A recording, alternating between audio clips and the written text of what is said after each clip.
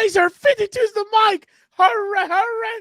Welcome to What's Up, Bolts. That was the snap count of Dan and Daygo. He's calling checks and audibles. Big game this Friday for him. Shout out. But obviously I cannot give out the location or anything of it. Exactly. Dan, this is supposed to be the bye week. You got me out of relaxing for the weekend. You're like, no, you're not like who? That stooge. That scumbag.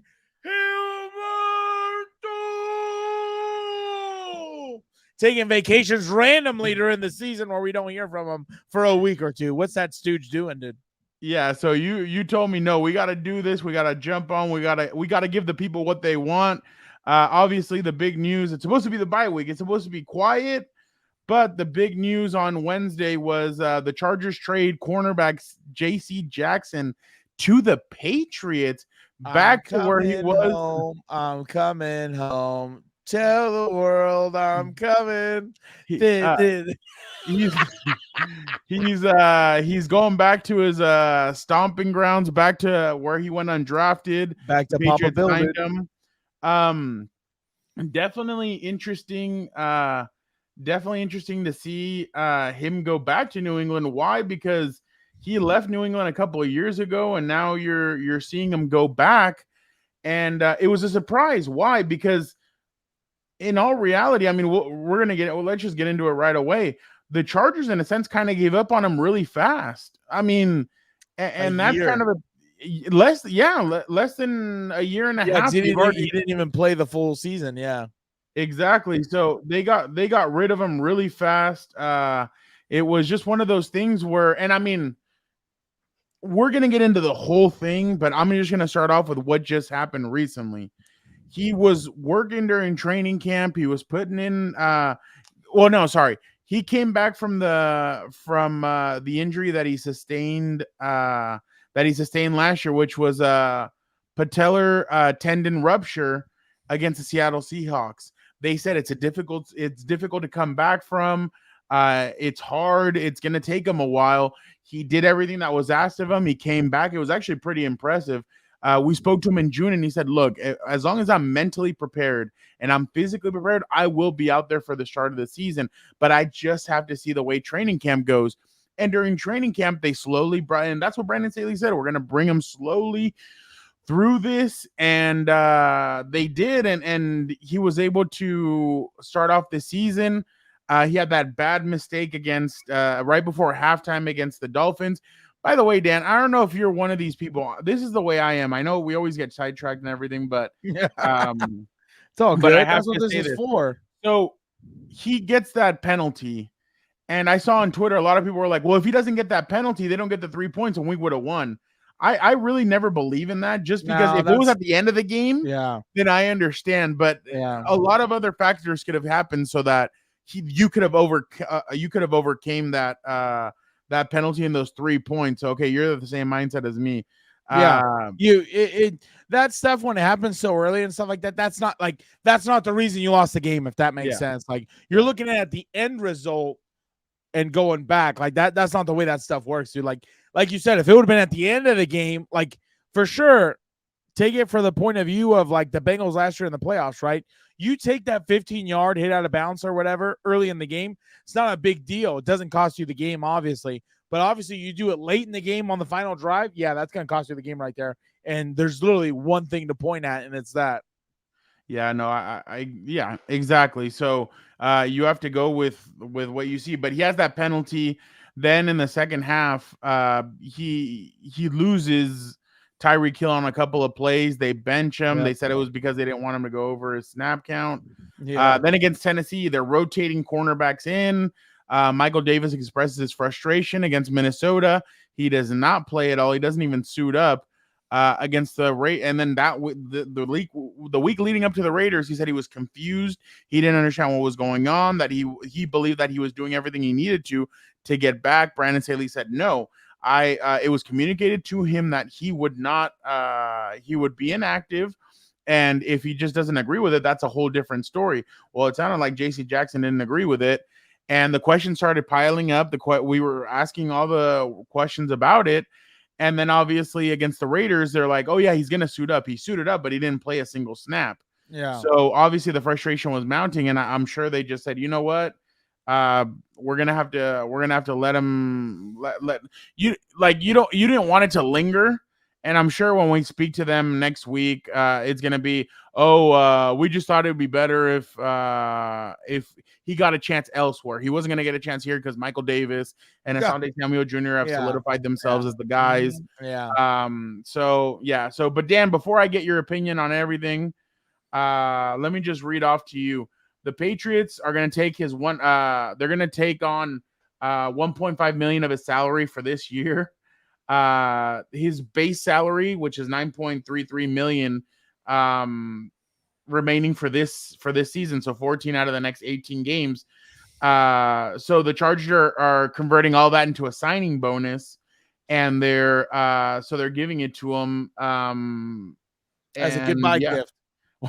So I don't know, but it's gonna be given over the next 4 seasons, so it's not just gonna be automatically boom, here you go. So basically they'd be saving about $7.3 million through $7.4 million a season.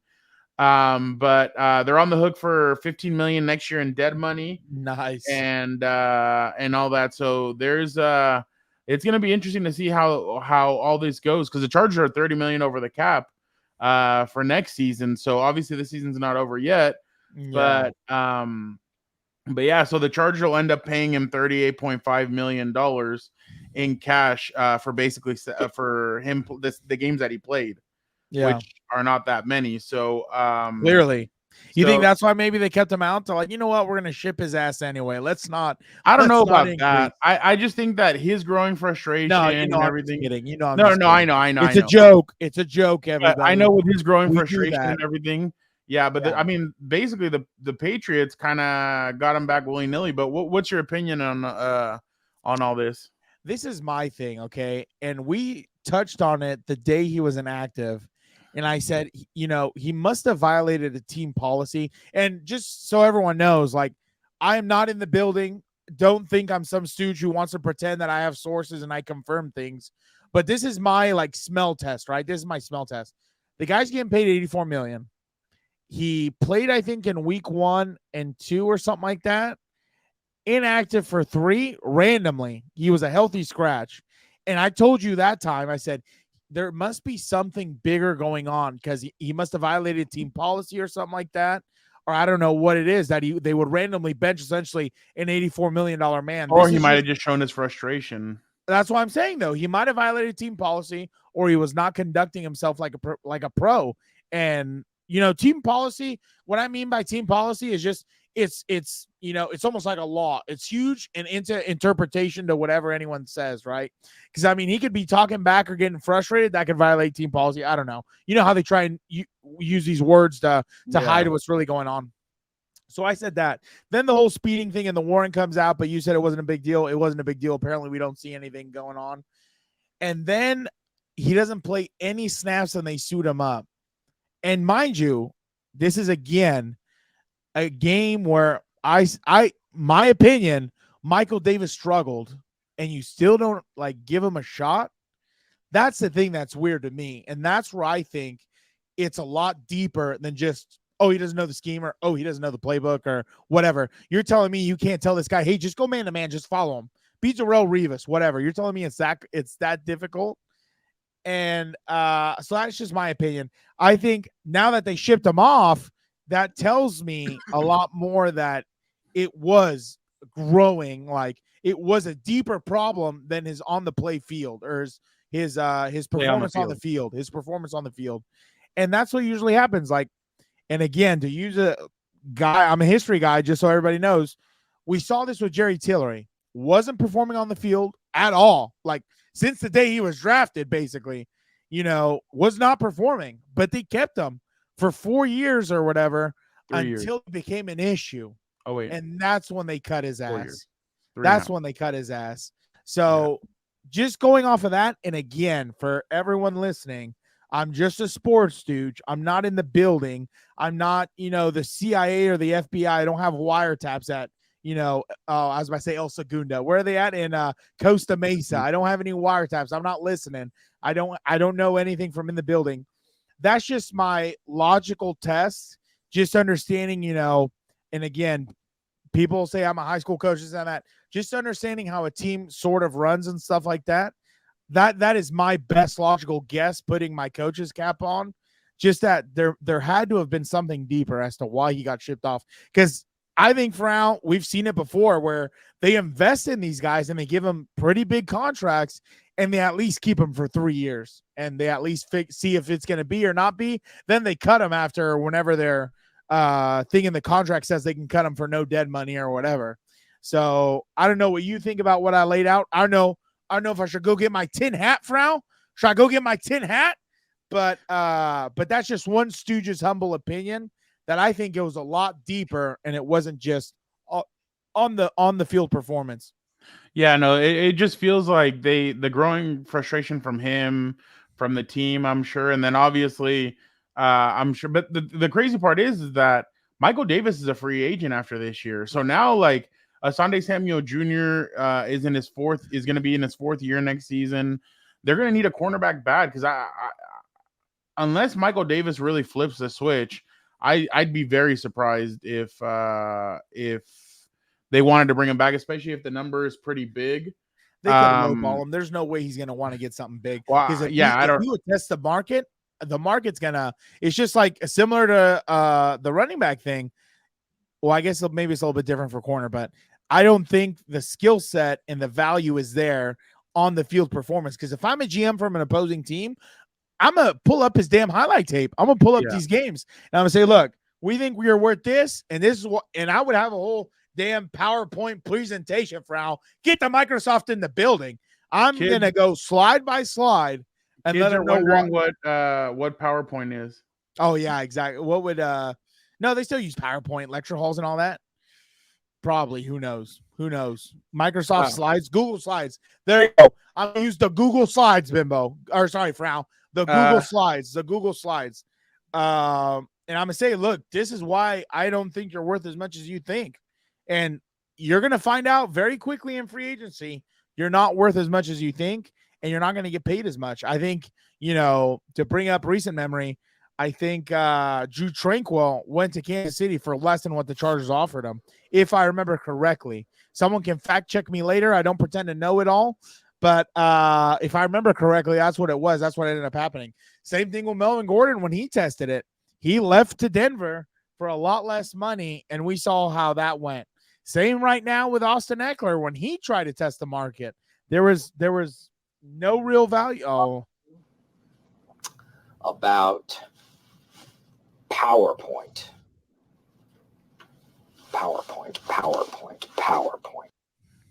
That has to be one of the most referenced shows on this show.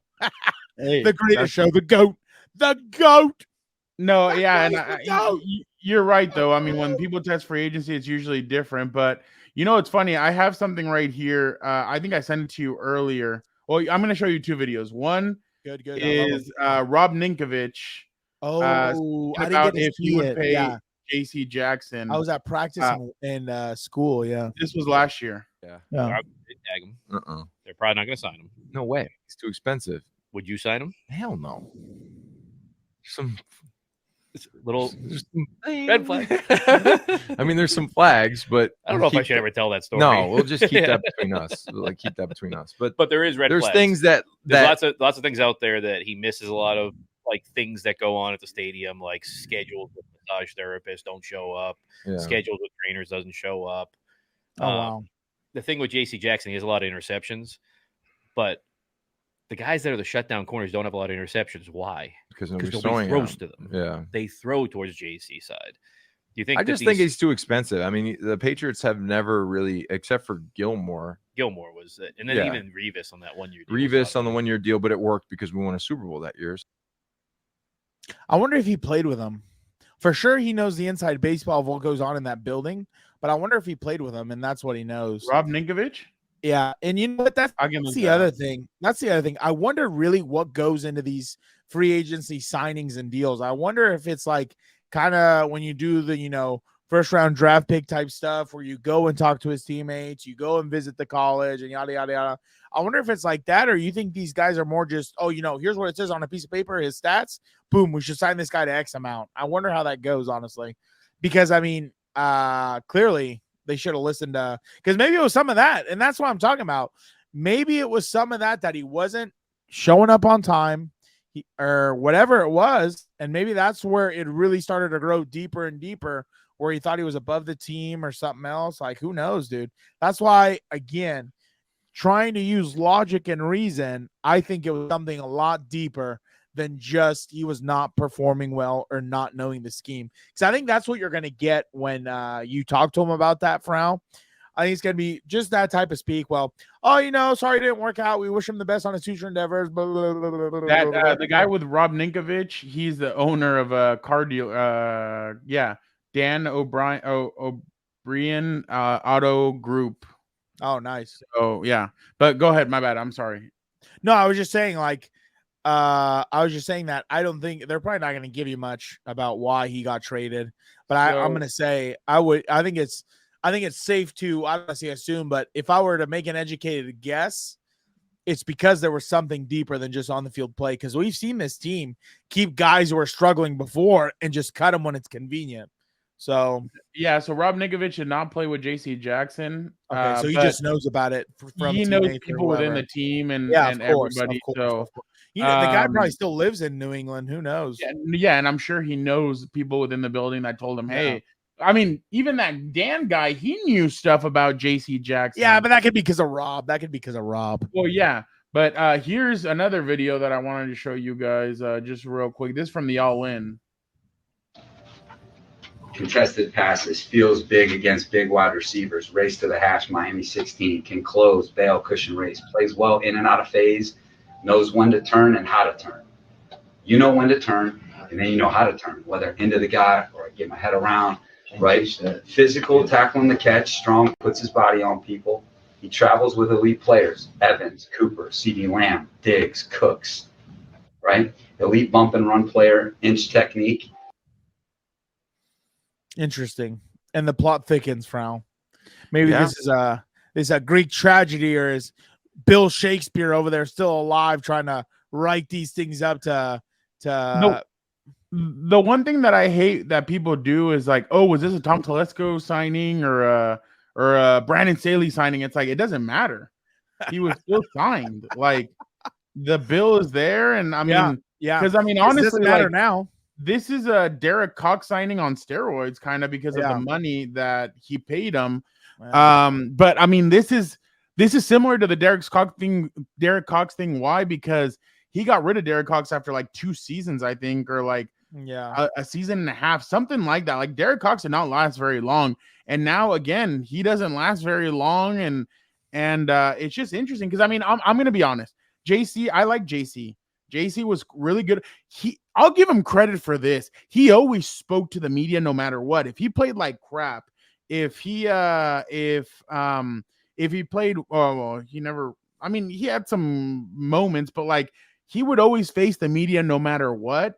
And I honestly respect him for that. I mean, he didn't, once he got not benched, but like once he was inactive for that Vikings game that Thursday, spoke to the media before the Raider game, obviously, but he always spoke to the media no matter what. I mean, and I remember in June, he told the Chargers, like, hey, or Chargers PR, hey, I want to talk to these guys. Let's get a roundtable or something, and I'll talk to them.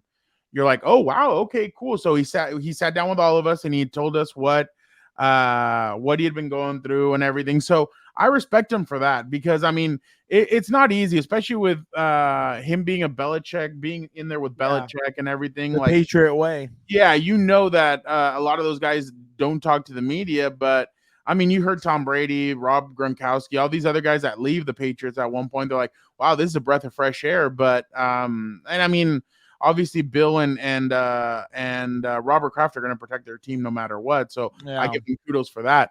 But okay, you get rid of J.C. Jackson. Now you're going to go Michael Davis, and you're going to go Samuel Jr. Yeah. So Taylor. Before we get into I was going to say real quick, when you talked about the round table, did he sit on a stage cross-legged, grab the mic, and be like, I got a lot of things I want to get off my chest? No, that would be now, obviously. That would be CM now. Punk action, little CM Punk. So, yeah. But, okay. You face the Cowboys. That's CeeDee Lamb. Going to be interesting. Yeah. The Chiefs, no matter if it's Kadarius Toney or Sky Moore, those guys are going to – those guys are fast and they're shifty. Figure it out. Those guys are fast and shifty. Bears, you're going to have to face DJ Moore. You know DJ Moore is a headache or whatever. Like, yeah, the dude is really good. I mean, I know that they're not playing well. And that's the biggest problem because he had 131 against the Broncos. We saw – well, that's a low bar there too, buddy. Oh, Patrick Surtain? Oh, that's a fair point. We saw against the Raiders, we talked about this. That was the perfect type of team where hopefully they could I don't even know what you said. Sponsor us. Oh, yeah, shout out. Yeah, Chica Fele, sponsor us. That the Raiders was a perfect. Like half of your relatives with that one. Yeah, exactly. They're gonna know. Shout out. The Raiders were a perfect type of team, right? Almost like a tune-up. You get your confidence going, you shut them down.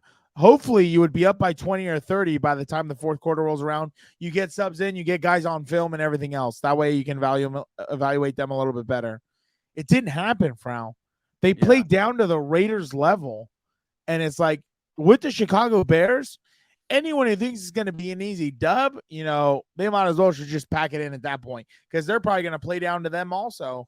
And it's like we talked about all of last year. There were these moments to either take over the game, take control of your own destiny, and take control over the season. And they just always came up short. And it's like, how else are you supposed to build confidence if you can't even do what you're supposed to do against the teams that clearly are not playing well and are nowhere near your skill level? Like that's a huge problem. This organization has had to figure out for years past, and they still can't figure it out. So that stretch right there is going to be pretty tough, especially because, like we talked about, rookie quarterback has not played any NFL, and I don't know how many. I don't know how much Devontae did or whatever. If you're out here celebrating dubs, Dan and Daygo is not going to be happy. Dubs. This is You feel me? We back in the building. Y'all thought we was gone. My man Jay Lane was doing this thing. Jay Hill doing his thing. Nick out there hitting his free throws. You know how he do it. You know, Jay Lane going to the basket like ain't nothing over to do it. You know what I'm saying? Hey, Mike, man, you got a nice suit on today, too, man. Appreciate that, Swag. You got that as well. Now, would that happen if you were there? Would there be a celebration? all right. See, but that's my favorite thing, though. I love that they try to paint Kobe and Jordan as like, here comes an unfriendly word, so everybody clear out. They try to paint them like assholes, but that's the difference in the vision for the team, right? Winning a championship over just arriving, over just making the playoffs, over just winning a division, making an appearance. Like, that's not good enough, dude. Every year is wasted. You don't win a Super Bowl. I'll stand by that. The whole point of the game is to win. Justin Herbert, I always protect him. Sorry, I shouldn't say protect him. It looks like something else. But I always defend him, and I say he's still performing well in the games. But the thing that, and this is the thing that I hate. Now you piss me off. Now I'm really gonna get going. This is the thing that pissed me off. All of the like new type of fans or new type of football, they swear like a quarterback's going to win you or lose you a game, which they do, but they forget it takes 11 guys on offense, 11 guys on defense, and 11 guys on special teams to freaking win games. So when he's throwing for 400 yards and 4 tuds and they lose by a field goal, I don't know how you can blame him. What more do you want him to do? He's still human. He's going to miss passes, but for God's sake, it's not totally on him. Like that's the thing that was ridiculous to me about the Miami game. I don't know how people were starting to, disrespect my boy, the young GOAT, and say he's not clutch. Get out of here, dude. I don't know how people haven't seen the type of manure he had to deal with the Raider game, his rookie year, I think, or Staley's first year. After I saw that game, I'm never going to question the man anymore. What he did that game was freaking legendary, electric, and you know he has the capability to do it. All you have to do is get the right pieces in there. Number one, keep them freaking healthy, because that's the problem every freaking year. And you know he's got I was about to say the damn Riz. These kids, I'm hanging out. I'm talking to too many of these kids now. Their slang is starting to get on me. But you know he has the freaking it factor. You know the guy's a dog. So that was my thing right there. You got to have. Yeah, I just hate it. I hate it. Today I was talking about this. I hate that football's starting to turn now into, a type of entertainment type thing. And look who's in the stands and look who's in the box for now. You know who's in the box? 18 Grammy Award winner Taylor Swift and her cult of Swifties are all in the stadium. Terrible. Terrible. Yeah. When your Hall of Famers would be excommunicated by the league today, the league has gone too far. It's too soft. It's unbelievable to me. That's my rant of the day. I just got juiced up. I haven't had enough caffeine. I'm telling you right now. Kobe. You did it with the Kobe. I'm telling you right now. I just felt like I just watched this right here. And when everyone says it can't be done, ducks fly together. Now, there we go. Yeah, Emilio Estevez. That's what did he say? I didn't even hear him. He said, and when they say it can't be done, ducks fly together. Exactly, dude. That's the mentality right there. Us against the freaking world. That's why I love Dan Campbell. Detroit versus everybody. I raised you to be a winner. So damn it, boy, win. Fire that fucking pigskin. Oh. Dude, in the by the way, the guy who commented, or the person who commented, why don't I wear the cowboy hat? I appreciate you. Shout out to you. I just obviously don't wear it because with the virtual background of Moe's, it cuts off and it looks all weird. Doesn't look good. I don't have a background yet. We just moved to the new house and everything else. So yeah, I don't have that. Shout out to you though. But also in the comments, what is probably your favorite football movie? I've seen the guy put Little Giants before and stuff like that. Varsity Blues has got to, or who's your favorite Varsity Blues character, dude? That movie is absolutely favorite legendary. Football movie. Favorite football movie. I saw. Yeah. All right, we'll do that next time. We'll shout out the best ones next time we record. Real quick, favorite football movie in the comments. So, what do you expect of J.C. Jackson now that he's back with Bill Belichick? He's probably going to lock down, dude. You saw Christian Gonzalez. Why do I? You know what? He has a torn labrum, so he's out for the year. Now. We're going to do this now. You disrespected your boy by holding. Does Bill Belichick need to prove something without Tom Brady? Without me, the disrespect. I just show up. I just show up. Forget about it. I just show up. So okay, what do you think he's gonna do? What do you think he's gonna do now that he's with the Patriots? Honestly, besides my admiration for Bill Belichick and everything else, I think he's gonna perform better for sure. You already know he's gonna play because he knows the scheme. What? He knows the scheme. Yeah, that's why I'm saying, like, you already know he's gonna play because Christian Gonzalez is hurt, or Christian Gonzalez, right? He's out. Yeah. He's hurt. They need a corner. He knows the scheme. He fits the scheme clearly because obviously that's what led him to an $84 million contract. Shout out to you, Tommy T.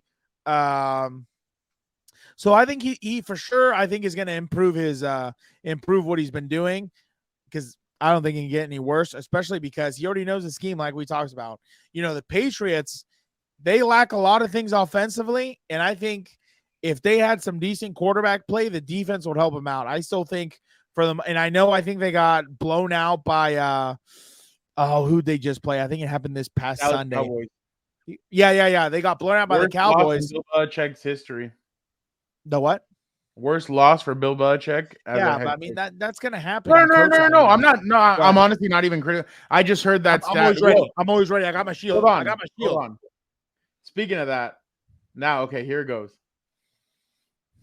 So, I think that this is a little bit of a fallacy that the Chiefs get all these calls. You only remember it because they end up closing it out after these calls are made. There were other calls out the game that didn't go the Chiefs' way. There are the calls that there were things that didn't happen. It's just that, unfortunately, they just didn't capitalize quite as much. That's football, baby. Man.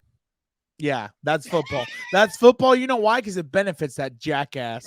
And the other one, you respect it because he's defending his brother. But that is the most idiotic thing I've ever heard. No, Now, if you get a freaking 15-yard penalty from the 40 or whatever it is, he said shit, that you're gonna close there out. were some No calls in that shit, you're Super gonna Bowl. close out. There was some there was some stuff that happened in that Super Bowl that were a little bit questionable, but because they had a guy on who was talking about the Jets call.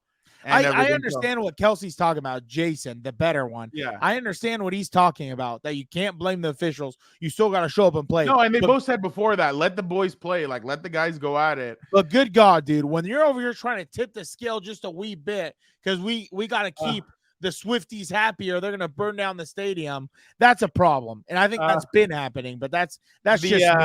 What do I know? Going back to the JC, I expect him to – I think it's going to take a little bit. I think the Patriots are going to be smart with him. Yeah. I'm sure it'll be like riding a bike for him. He'll go back in and knowing what to do. But I do think it'll take him a little bit, but I'm sure he will play I think it'll take him a little bit. You know why? Probably too. He's probably not in game shape, really. That's why. Yeah, that's another thing that well, he was there for all the training camp and everything. And I know, but I'm saying like the game reps. Very positive. The game reps. Yeah, the Ninkovich stuff was interesting. Yeah, game reps. That's what I'm saying. That's what I'm saying.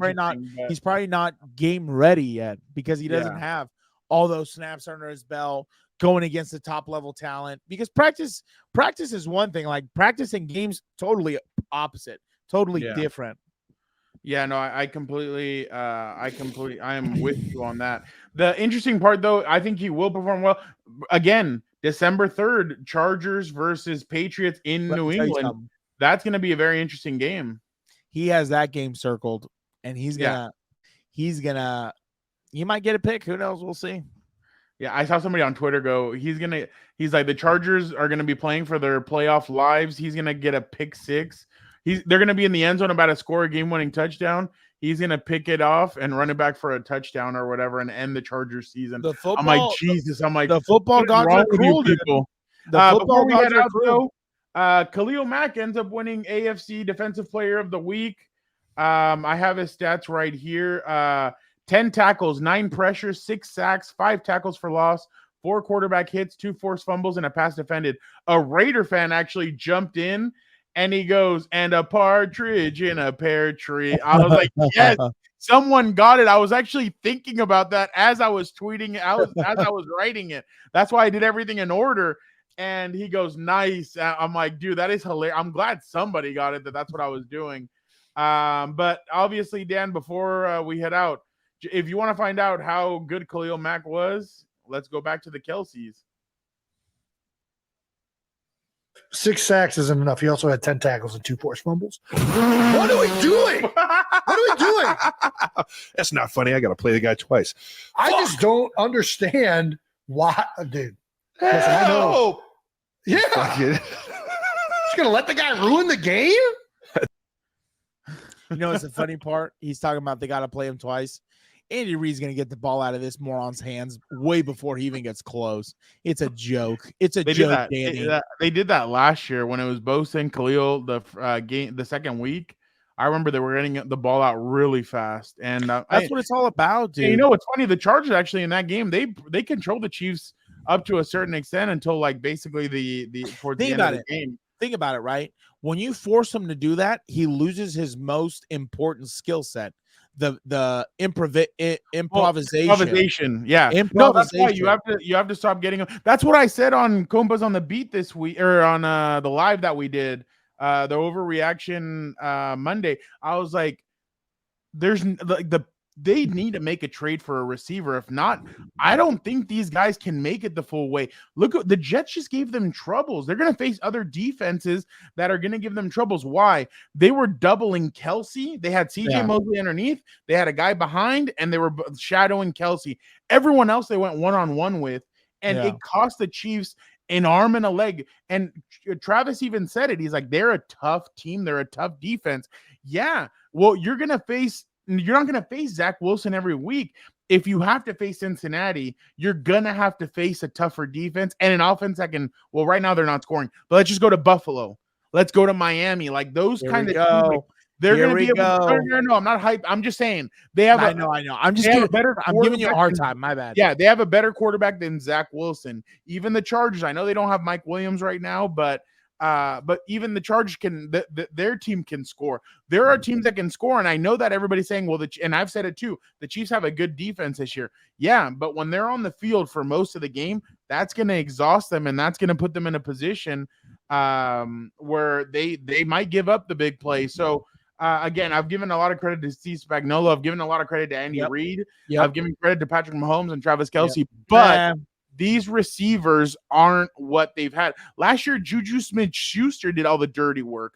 Before that, it was Travis Kelce doing all the dirty work, and Tyreek Hill had the explosive plays. Well, now you're asking Travis Kelce to be the explosive player and do all the dirty work. It's going to be too much for him. So, he's and I'm not even trying to knock him for his age, but he is 33 years old. He's starting to get up there. You're going to need some guys to kind of come in and step up. So I just don't know if you can win with Kadarius Toney, Sky Moore, and all these other guys, because like I said, last year you had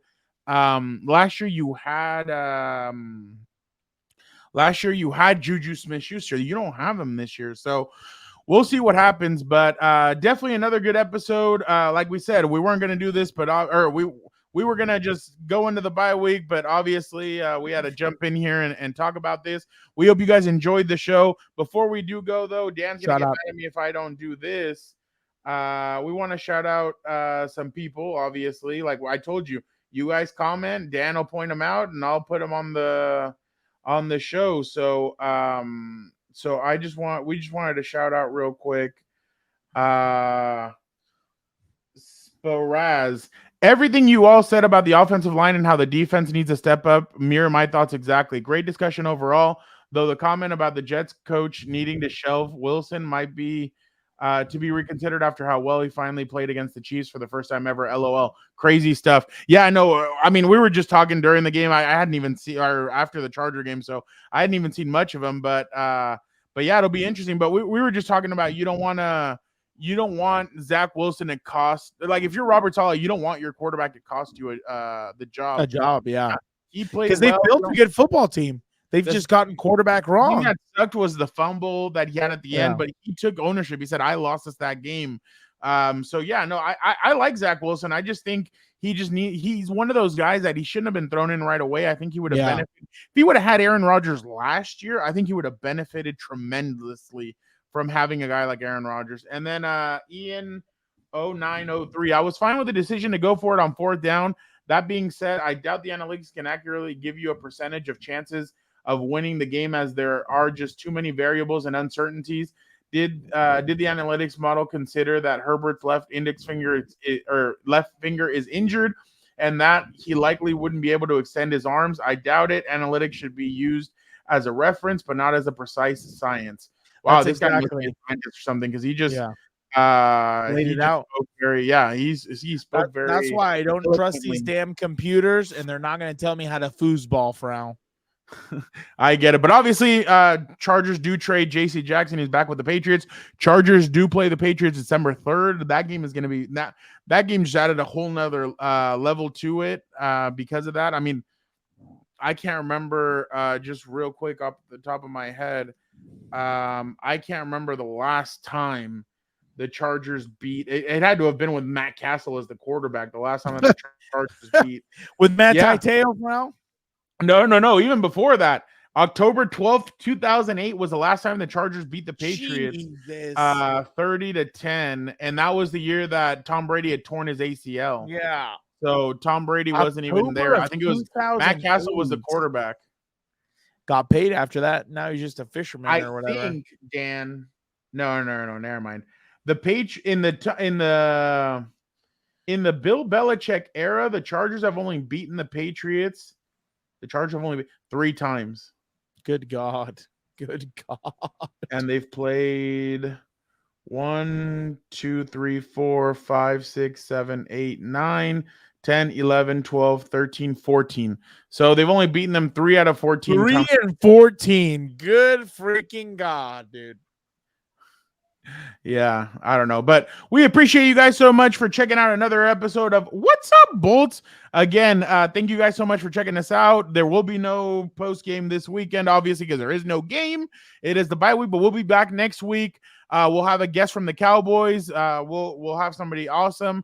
Like we said, we love having the opposing beat reporter because they give you a good insight on the team. So hopefully we can get that next week settled.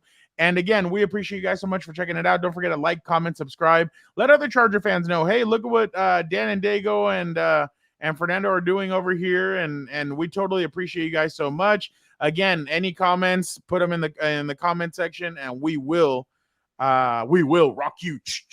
No, but we will show them again. Dan and Daygo's on top of it. So again, we appreciate you guys so much. Thank you so much, and have a great rest of your week, and have a great NFL weekend. Again, Monday, Gilbert and I will be jumping on the live, and then obviously regular Compas on the Beat will be on Wednesday. So thank you guys so much. Have a good one, and be a compa, tell a compa.